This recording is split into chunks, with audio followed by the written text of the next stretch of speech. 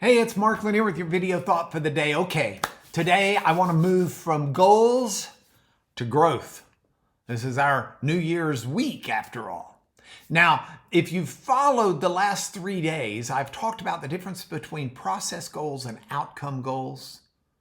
I've talked about the 7 spheres of life where we can set goals. And I've talked about how to keep those goals on track. Well, today I want to shift a little bit as we talk about not just the goals, but the growth.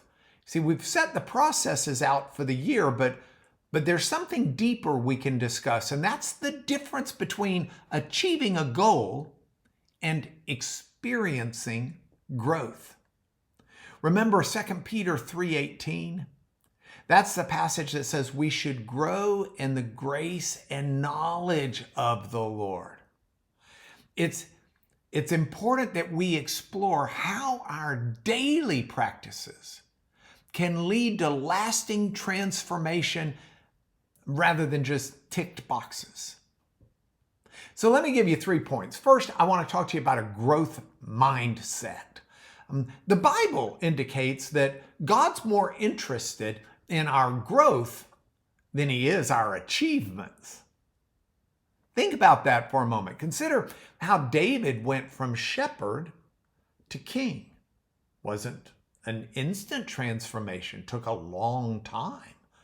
But it was a journey of learning and growing so that when he became king, he would have the tools to be king. And every challenge, even his failures, like with Bathsheba, they became opportunities for growth. And in our own lives, we need to ask, are we seeking quick wins or are we embracing the journey of transformation?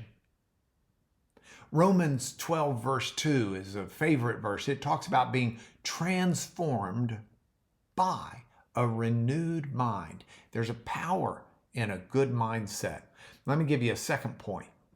It's important we learn from our setbacks. Peter is the beautiful example of this biblically. He teaches us about growth through failure.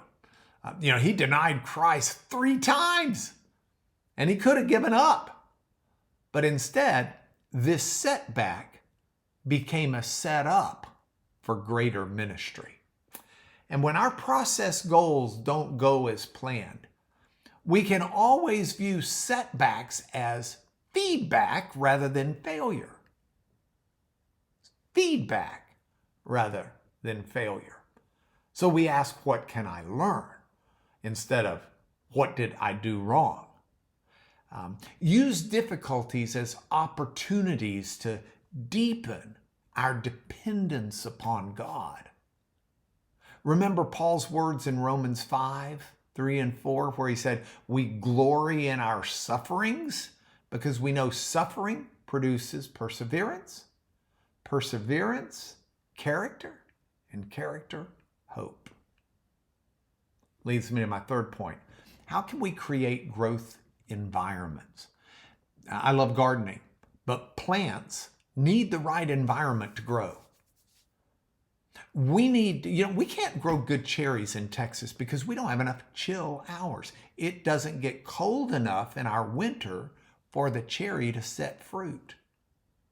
Sometimes what is difficult and challenging, cold, is actually necessary for the fruit to grow. So consider the conditions that will better foster our environment. Who are we spending time with? What are we feeding our minds? Where are we investing our energy? How are we structuring our environment for success? David rearranged his room so that he would pray toward Jerusalem. We should intentionally design our spaces of life, our routines, to support our growth before God. So, in conclusion, as you continue with your process goals this year, remember the ultimate aim isn't just to achieve targets, it's to become more godly. And each practice, each daily decision, it's shaping who we become. That's why I've made this your video thought for today.